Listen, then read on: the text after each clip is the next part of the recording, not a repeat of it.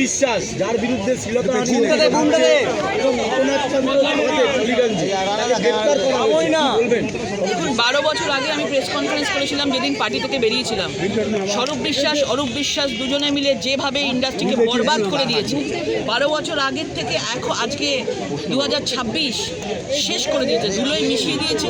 এবং শুধু স্বরূপ বিশ্বাস একা নয়, স্বরূপ বিশ্বাসের সঙ্গে আরও অনেক লোক আছে যারা তাকে পাত্তা দিতেন, তার সঙ্গে হ্যাঁ মেলাতেন, নাতে না মেলাতেন। এর জন্য প্রচুর টেকনিশিয়ান, প্রচুর আর্টিস্টের পেটের ভাত চলে গেছে এবং আমার মনে হয় তাদেরও শাস্তি হওয়া উচিত।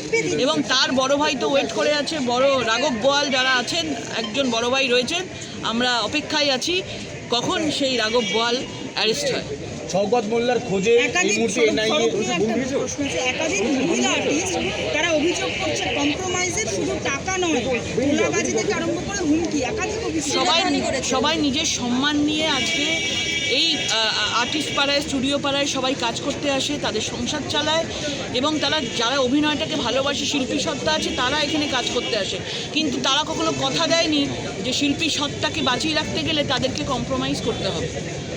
আজকের যুগে দাঁড়িয়ে এই জিনিসটা কখনোই অ্যাকসেপ্ট করা সম্ভব নয়। যে সকল মহিলারা যারা বলেছেন তারা সত্য বলেছেন। এরকম অনেক ঘটনা হয়েছে, ধামাচাপা দিয়ে রাখা হয়েছে। আমরা চাই একের পর এক সত্য আসুক, এর সঙ্গে আরও যারা এর মধ্যে জড়িয়ে আছে তাদেরকেও সামনে আনা হোক। বিরোধী দলনেতা হিসেবে কতটা ক্ষোভ ছিল যার জন্য লজ্জার কথা, আমরা টলিগঞ্জে এরকম কখনো দেখিনি। এই পরিস্থিতি হতে পারে, যা দৃশ্য দেখেছি তা আমাদের জন্য একজন শিল্পী হিসাবে আমি ক্ষমা চেয়ে নিচ্ছি। এই জিনিস আপনারা যা দেখে নিয়েছেন আগামী দিনে অন্তত এই জিনিস আপনারা ভবিষ্যতে দেখবেন না। আমরা চাই, আমরা এসছি সরকারে, ঠিক আছে, আমাদের পরিবর্তন আমাদের দরকার ছিল। এই সরকার পুরো নষ্ট করে দিয়েছে পুরো ইন্ডাস্ট্রিকে, কিন্তু আমরা কোনো রং চাই না। আমরা কোনো ব্যানার লাগিয়ে, আমরা বিজেপি বলে আমরা কোনো ডিভাইড ব্যান্ড থ্রেটনিং পলিটিক্স আমরা চাইছি না। আমরা স্টুডিও পাড়ায় কোনো পলিটিক্স চাই না। যারা ভালো কাজ করছে, যারা ট্যালেন্ট আছে, যারা কাজ পাবে, সবাই এখানে কাজ করুক। এই পরিবেশ, আমরা একটা সুস্থ পরিবেশ আমরা ফিরিয়ে দিতে চাই। বিধানসভায় বিরোধী দলনেতা হিসেবে কাকে চাইছেন? হে বিপ্লবীগণ, আপনারা স্থির করুন, অভিষেকের দাক্ষিণ্য পাওয়া ঋতব্রতকে নাকি 10 বারের বিধায়ক বর্ষিয়ান শোভনদেব চট্টোপাধ্যায়কে? আবেদন করেছেন কুণাল ঘোষ। সে তাদের মধ্যে যা অবস্থা হয়েছে, তারা ভেঙে চুরমার হয়ে গেছে। তৃণমূল যার হাতে ছিল, সে তার হাত থেকে তৃণমূলের ফুল চলে গেছে, আর কিছু নেই।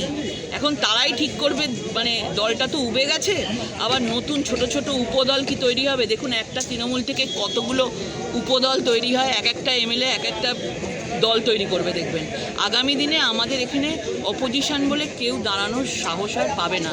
এটা গণতন্ত্রের জন্য খুব খারাপ, কিন্তু বলতে বাধ্য হচ্ছি, প্রত্যেকটা যারা তৃণমূল থেকে জিতেছেন, প্রত্যেকটা লুটেরা রয়েছে, তারা চোর ডাকাতি করেছে। এখন নিজেদের সম্পত্তি, নিজেদের অস্তিত্ব বাঁচানোর লড়াই চলছে, পার্টি বাঁচানোর লড়াই কেউ নেই। শওকত মোল্লাকে এনআইএ সকাল থেকে হন্য হয়ে খুঁজছে, এলাকাবাসী বলছে বাংলাদেশ পালিয়ে যেতে পারে। শওকতের মতন এত বড় ক্রিমিনাল, তারা এলাকার লোকই বলছে তাকে গ্রেপ্তার করা কতটা দরকারই নেই।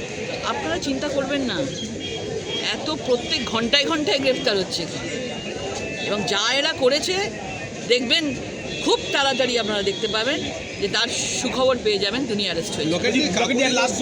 একটা পোস্ট করেছেন, তিনি বলছেন, আপনি কি মনে করেন একটি রাজনৈতিক পরিবারের 4 বারের সংসদ সদস্য যিনি মমতা বন্দ্যোপাধ্যায়ের সঙ্গে দীর্ঘদিন যুক্ত থেকে 4 দশক ধরে স্বৈরাচারের বিরুদ্ধে লড়াই করেছেন, তিনি নিজের স্বার্থের কথা ভাবেন? এটা আসলে নীতির বিরুদ্ধে এবং শাসন ব্যবস্থার ব্যর্থতার বিরুদ্ধে দেওয়া একটি রায়। দেখুন, উনি যে কথা বলছেন, এত সিনিয়র মানুষ, আগেও বলতে পারতেন, আগেও কথা তুলতে পারতেন, কিন্তু আজকে যদি তৃণমূল জিতে যেত তাহলে কি উনি বলতেন? এখন বলবেন হ্যাঁ বলতাম, কিন্তু ঘটনাচক্রে তৃণমূল জেতেনি, ভারতীয় জনতা পার্টি জিতেছে। প্রত্যেকে এই পার্টিতে যারা ছিল, নিজের স্বার্থ বুঝে 40 বছর একজনের সঙ্গে থেকে তার বিবেক বুদ্ধি সব কিছু তাদের সিট দ্বারা বিক্রি করে তারা আজকে সেই পার্টির বদনাম করছে। আমার মনে হয় আরেকটু সময় নিতে পারতেন, এত তাড়াতাড়ি করাটা বোধহয় উচিত হয়নি। এতদিন যার সঙ্গে ছিলেন তাকে এইটুকু সম্মান দেওয়া উচিত। যদি পানাগড়ে বায়ুসেনার ঘাঁটি থেকে 10 মিটার দূরে লোহার লনের উপর সিসি ক্যামেরা বসিয়ে একটা নজরদারি চলছিল, ইতিমধ্যে দুজনকে গ্রেপ্তার করা হয়েছে। এই যে বায়ুসেনার ঘাঁটির উপর নজরদারি, আপনি কি দেখছেন যে এটার মধ্যে কোনো ষড়যন্ত্র থাকছে? নিশ্চয়ই আছে, সেটা দেখছে, বায়ুসেনা দেখছে, তাদের ব্যাপার। তবে এখানে কেউ উল্টোপাল্টা কিছু করলে পার পাবে না এই সরকারে, এটা আপনারা প্রথম থেকেই দেখতে পাচ্ছেন। কোনো 2 নম্বরই কোনো কাজ এই সরকার এই মুখ্যমন্ত্রী করতে দেবে না। Thank you.